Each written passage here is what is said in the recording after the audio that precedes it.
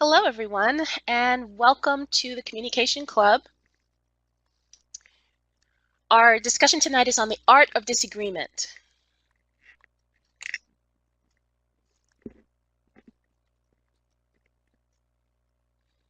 And it's Tuesday, November 6th, and hopefully everyone's gotten out and voted.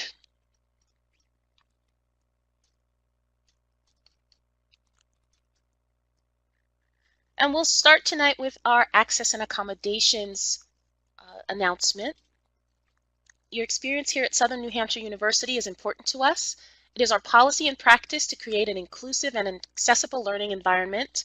If there are aspects of instruction or course design that present barriers to accessibility, please notify the Online Accessibility Center as soon as possible at 866-305-9430. You can also email at oac@snhu.edu or visit the Online Accessibility Center website. And the audio is live, so there are setup instructions. Please mute your microphone so we don't get any feedback. And we will start our presentation, our discussion tonight.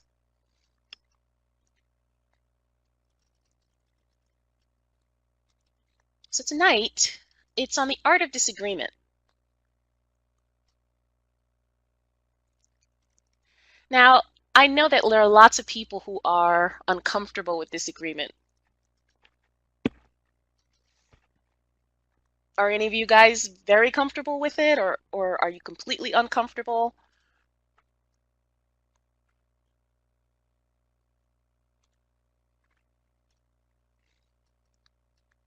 So one of the reasons that we're having this event or this topic is because I read a quote, nothing new can grow between us when we insist on being right.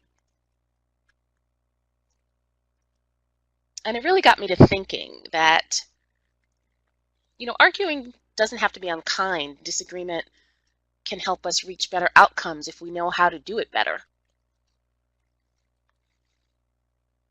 And I think in the age of online flame wars, that's people doing battle from behind the cloak of anonymity. I think social media has enabled people to be vicious and indiscriminate and anonymous with their attacks.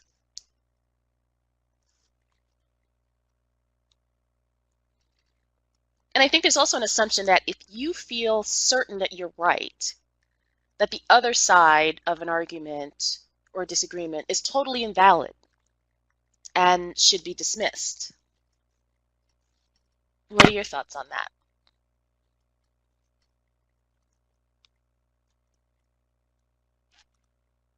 So we're going to start with a little philosophy.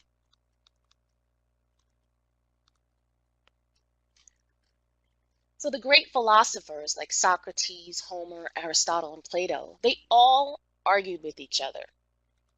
And the quarrels they had were never personal.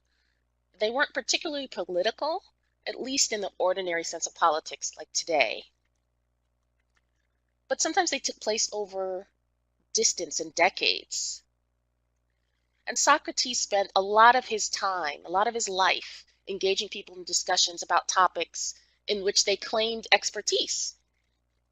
And in the course of these discussions, which are called Socratic dialogues, he'd invariably reveal through unrelenting questioning that the experts' opinions were unfounded. Sounds like he was a real hit at parties. His critical attitude didn't endear him to the ruling class, which led to his imprisonment and death, but his method of arriving at the truth has survived through the ages. And basically he said that you must listen and understand and question and disagree, to treat no proposition as sacred and no objection as impious, to be willing to entertain unpopular ideas and cultivate the habits of an open mind.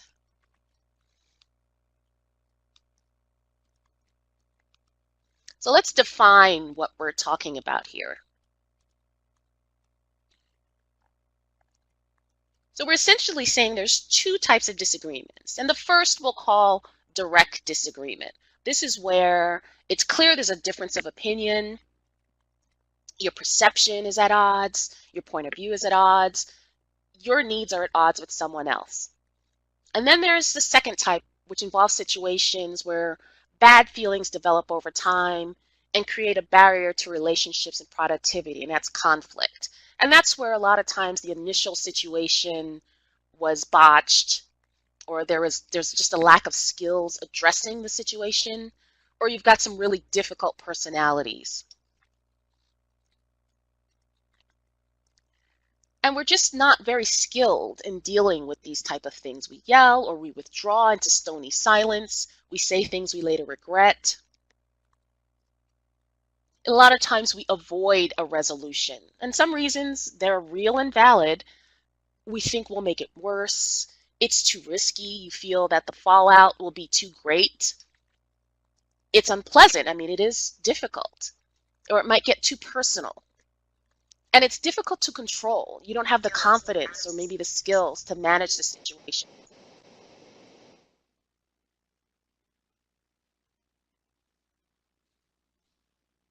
Maybe the other party is explosive. And so we'll chicken out. We'll send emails or texts when we should get up and go down the hall and talk to someone. But the good news is we always have a choice. You can do one of three things. You can avoid a situation, you can face it and handle it poorly, or you can face it and handle it well.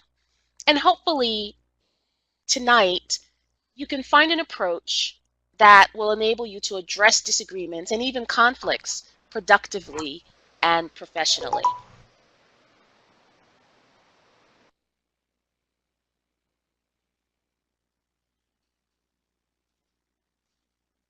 So we're going to start a little conversation, a little side conversation about perception, because there's a quote that says 10 men walking across a bridge into town isn't just 10 men walking across a bridge into town. It's 10 men walking across 10 bridges into 10 towns. And that really describes the difference in perception. So have you ever, maybe if you've gone back to the town that you grew up in and things are different than you remember, things seem a lot smaller. The big gate in front of your house isn't that big.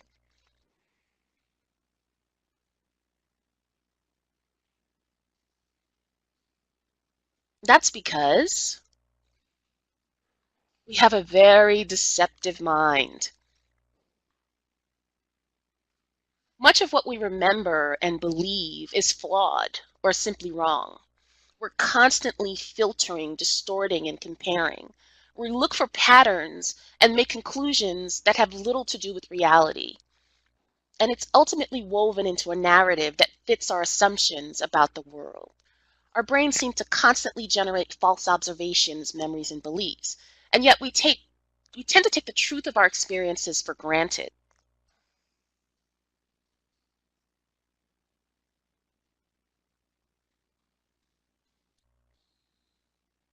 A closer analogy to the functioning of our eye and our mind is a photomosaic, a composite image formed by superimposing the best parts of many overlapping images.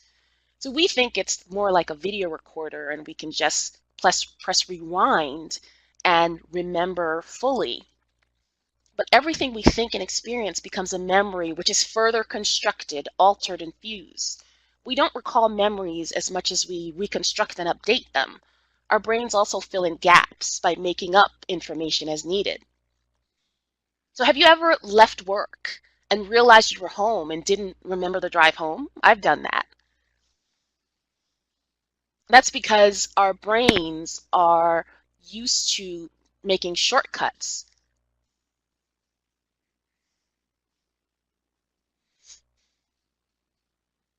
So let me show you a little video that talks about the illusion of objectivity.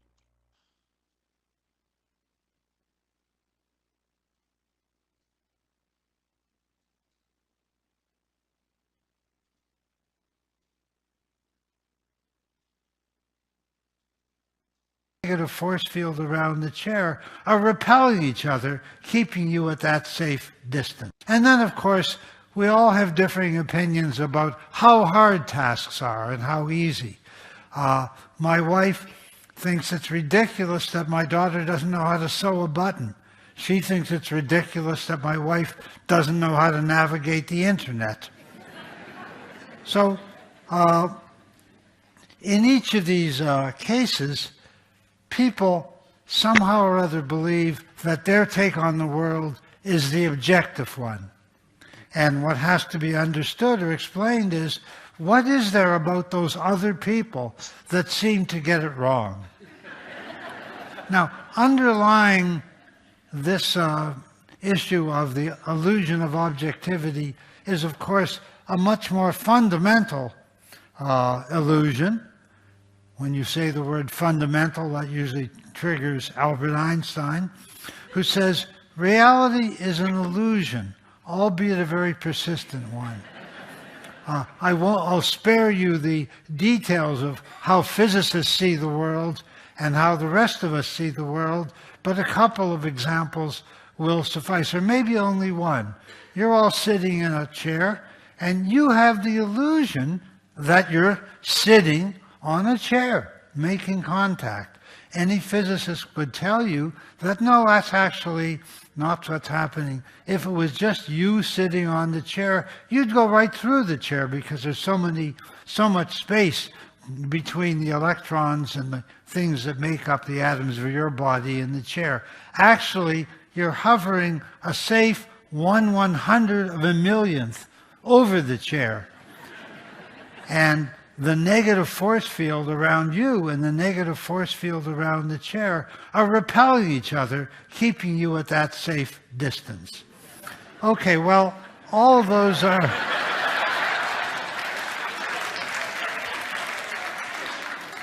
all of those are compelling examples. We sometimes call them night school metaphysics. But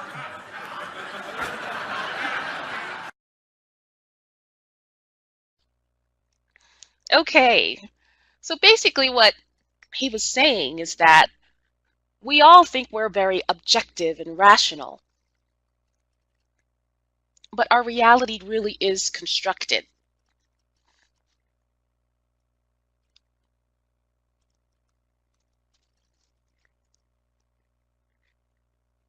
And here's a little joke by the wise sage George Carlin. Have you ever noticed when you're driving that anyone who's driving slower than you is an idiot, but anyone driving faster than you is a maniac? So basically, anyone that is not in full agreement with us, anyone who is not in full alignment with us, is wrong.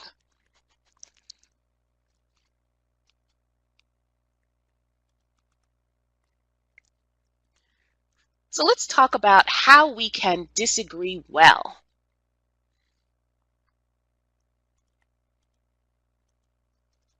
So first, you really have to understand well. Make sure you're disagreeing for the right reason. Your goal is to help others see how reasonable and rational and a decent person could think what you're thinking. So disagreeing is not about arguing, but making an argument. Avoid attacking other people's views or complaining and focus instead on making your own constructive points. Be passionate, but not emotional. Arguments are more convincing when they're delivered with passion. The listener needs to feel that you genuinely care about your suggestions, believe in your perspective, and are willing to take ownership of it. Especially at work, you want to have a clear, confident, and calm presentation that'll have the best impact. Most importantly, never base a disagreement on a misunderstanding. Disagreements arise from perfect comprehension, having chewed over the ideas of your opponent so thoroughly that you can properly spit it out. Right? Grant your adversary some moral respect. Give him the intellectual benefit of the doubt. Have some empathy for his motives. And Allow for the possibility that you might be persuaded if there's new data, there's new information. You might be persuaded by what he has to say.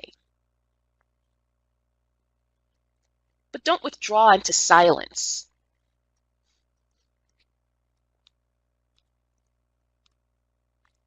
So here are some foundational skills for disagreeing well.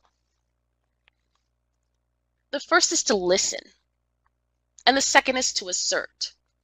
So you want to listen to meet their needs. You want to listen non-defensively. You want to be able to mirror what they're saying. Here's what I hear you saying. This is what I'm hearing from you. Is this what you meant? Do I have that right? When people know that you've heard them and understand, it goes a long way towards disarming any emotional reactions. And then asserting, meeting your needs, communicating your point of view in a way that won't be off-putting. So this will give you the ability to provide feedback, the ability to hear feedback and do it in a neutral way. When you come in at 9:30 every morning, I feel that you disrespect the agreement that we made together. Because it's important that we all get here at 8 a.m. to work with the clients. So using those types of I statements, when you, I feel, because, states the facts and gives your argument. So here are some general rules of engagement. What does it take to successfully resolve a conflict? Now first, focus on what you really want. What do you want for you? What do you want for others? What do you want for the relationship? State the facts. No sugarcoating, no pretending, and no faking. Balance your cooperation and advocacy on your behalf. Be direct and avoid triangulation. Now that means if you have something to say to someone, say it to that person. Don't talk to another person about the other person unless you have someone who is a neutral third party versus someone who's involved or invested or has a relationship with that person.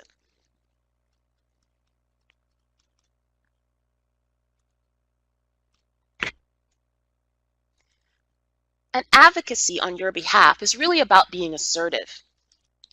So here are some assertive phrases. I know there are a lot of people who feel, if I can only say the right things, or if I know what to say, then maybe I can advocate better on my behalf. So here are some phrases that you can adopt for your situations to be able to start the process of that dance of listening and advocating on your behalf. I hear you saying blank. What I want is blank. The reason I need this is blank. Does that make sense? Let's see if we can come up with a mutually workable solution. I understand you're having a problem with blank. I'd like to make a request. The next time this happens, could we blank? This doesn't seem to be working for either of us. It isn't working for me because blank. What would work better for me is blank. What would work for you? Would that work for you? What I'd really love for us to do is to come up with a solution that makes us both satisfied in this relationship.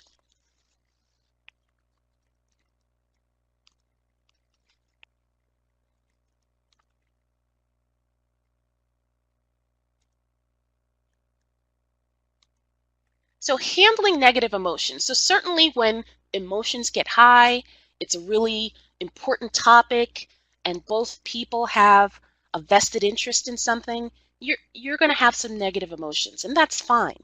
But there are some strategies that you can handle these type of things. So sit at the same side of the table. Don't be antagonistic in your seating arrangements. Delay. Sometimes it's better to put off the discussion until cooler heads prevail. Let's talk about it later when we have more time to think this through. And lower expectations. I know you won't like this, but I think we need to talk about it anyway. Break the tension by being relaxed and personal. I'm so glad we're talking about this. You are really someone I trust to work this through with.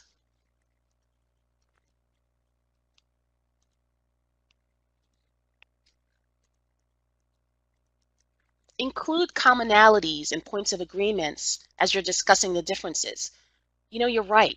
We do need to work on blank. It's also getting clear from this conversation that we're doing pretty well with blank. Take responsibility for your part in the problem. I see now how I'm contributing to this by doing blank. Take responsibility for solving the problem. You know, next time I'll blank. Apologize if necessary. I'm so sorry I created this problem. I apologize for inadvertently creating such reactions.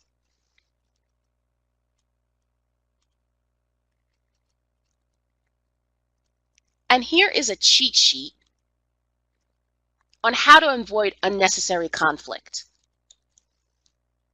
Now, these are ways that you can say, you know what? How do I figure out whether I should go in or I should back off?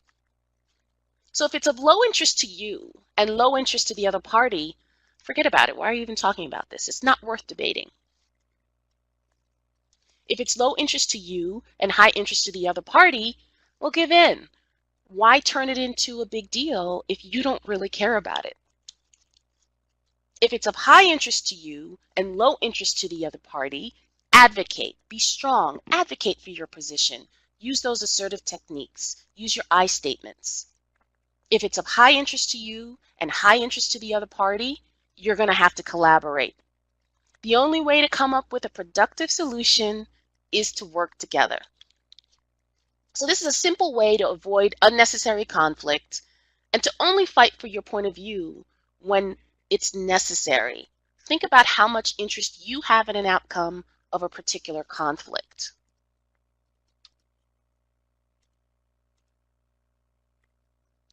So I'm going to open the mics again.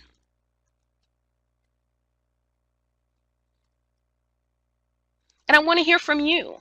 What have you learned and what tips do you have for working out disagreements and coming to understanding and working out your conflicts?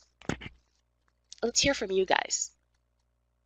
Beverly, I know you've worked in HR for a long time, so I know that you've had a lot of experience working through conflict. Let's go.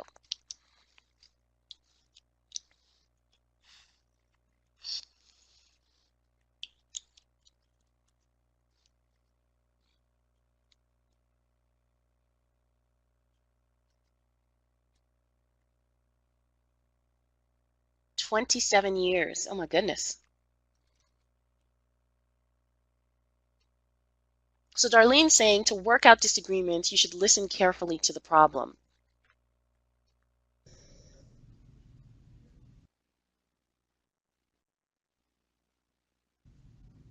Mr. Lamb, can you hear me? It's Yes. Karen. Can you go to the Hey, Karen. previous slide? Handling negative emotions? One more, I think. Sorry. I think there was. I'm sorry, the previous one. I apologize. Yes, this. I like this right here. Assertive phrases? Yes. Okay. This is what I've learned during your presentation today. I like this. I think it's a good.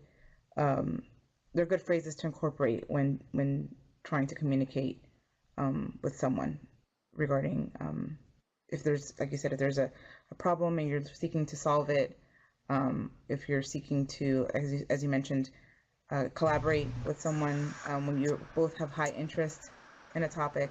So I really like these assertive phrases.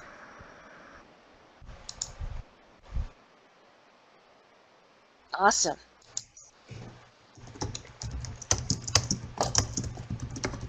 So what do you do if it's, a really personal situation? I think there are quite a few parents here. Anyone had an issue with their mom or mother-in-law and their kids or the baby? Trying to get the baby to sleep through the night, and mom or mother-in-law is like, I can't stand to hear this baby cry. I'm going to go pick her up.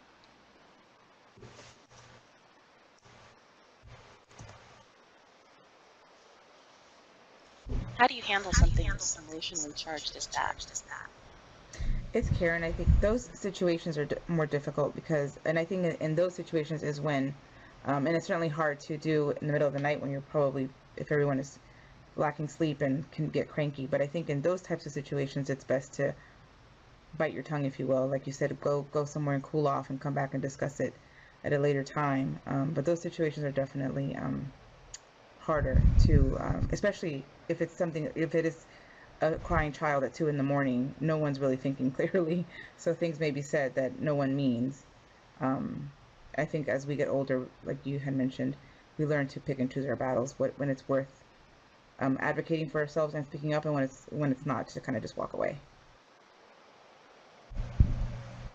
Right, exactly. I think a point of maturity is knowing that not everything needs to be a battle. You have to really decide, is this important enough to me, or is this important enough to my partner or whoever I'm in the relationship with, my boss? And then you have to talk in a way that they're going to understand.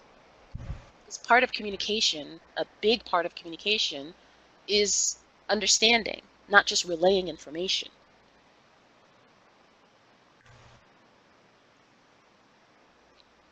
So how do you handle it, either at work or at home, when you broach a topic and someone gets explosive? They respond with a 10 to a subject that, you felt was just a normal question.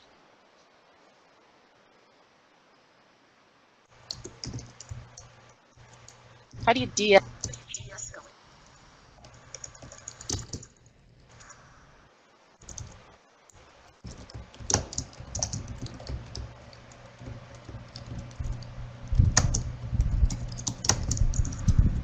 I don't know if it's a good tactic, but I would say, okay, let's start over. Maybe we're not understanding each other. Let's start over, and you know, I like what Beverly said about listening to be understood. So Mhm. just kind of start the conversation over if it seems like it's going the wrong direction pretty quickly. Kind of bring it back and say, okay, I think that we started off on the wrong foot, so let's start over to make sure that we're addressing our concerns and that we're finding solutions.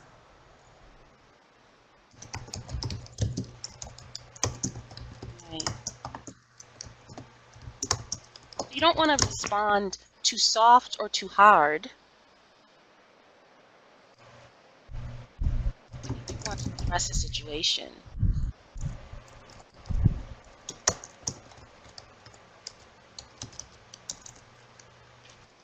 Because you certainly don't want to go passive and you don't want to go aggressive either. Or passive would be, okay, whatever you do is okay with me, or it doesn't matter, or whatever. And then aggressive is, you always, you never. What's the matter with you?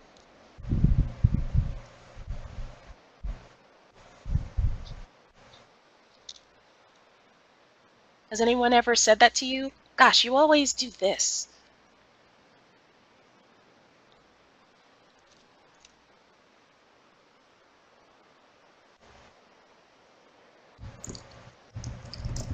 I think, whenever you decide to address an issue, to address a disagreement, address a conflict, you need to be very clear about what your objectives are in addressing it, right? So you want to make future life easier? You want to improve a relationship? Is this a business issue?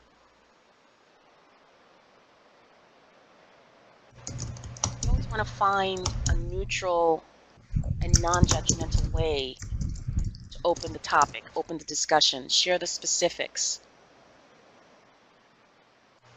discuss the impact, and then really listen.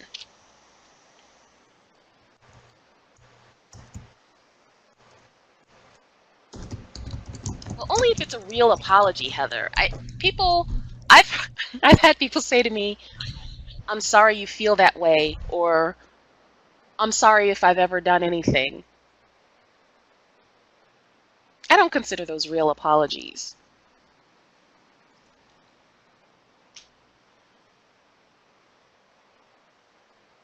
I think if you're going to apologize, you have to really make it impactful. You have to really mean it. Otherwise, don't bother to apologize. I think a false apology probably does more damage than really working through something.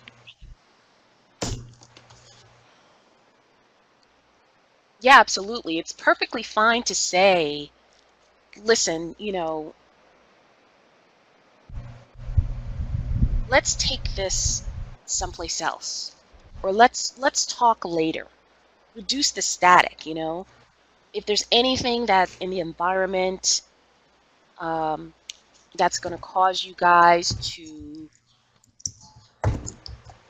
butt heads or cause distraction, you should really take it to another place or another time.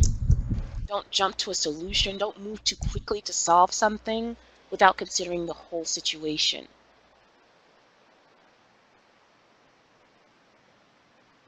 Like, look, I really care about you. I want to make sure that we work this out. Let's talk about this tonight. Let's talk about this tomorrow. Let's set up a meeting next week.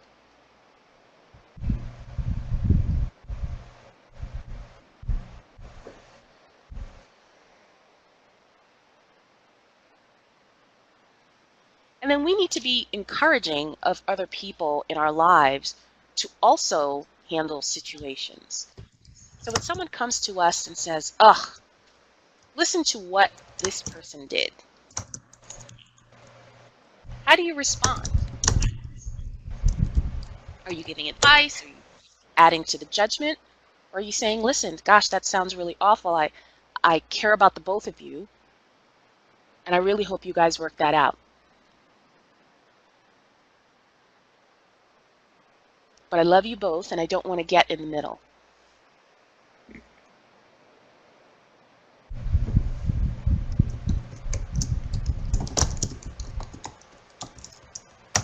Yeah, Heather, that's a good idea. I think it's a good idea to not be very reactive.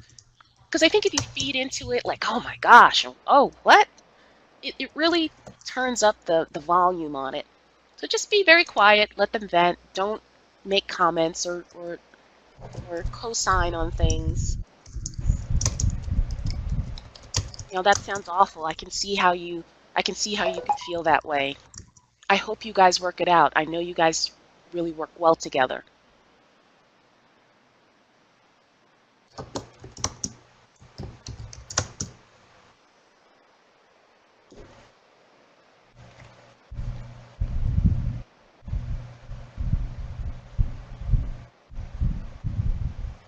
Well, of course, I think that everyone has their own opinions.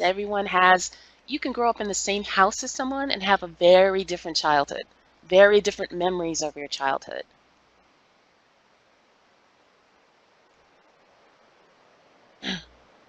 We can barely get people in a room to agree on what to order for lunch, right?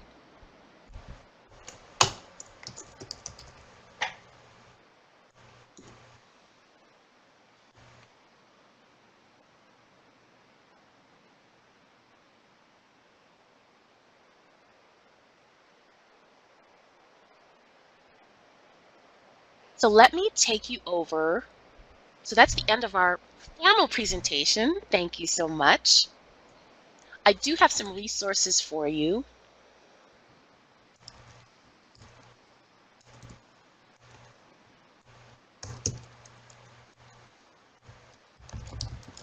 So there is a pod named resources. There's assertive communication techniques, lots of I statements, and then there are a couple of life scripts discussing a parent's elder care costs with a sibling, confronting a backstabbing peer.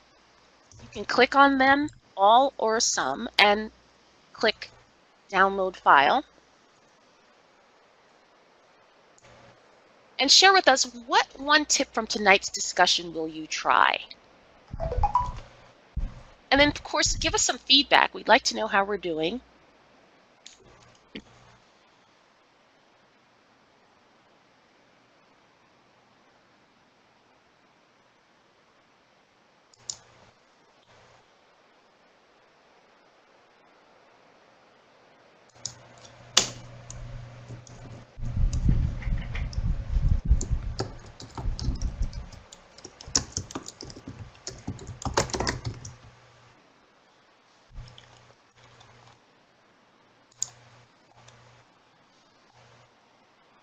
So assertive communications, remembering to use the I statements,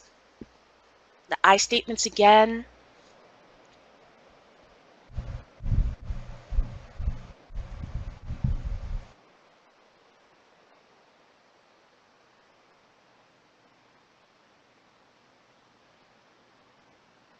Awesome.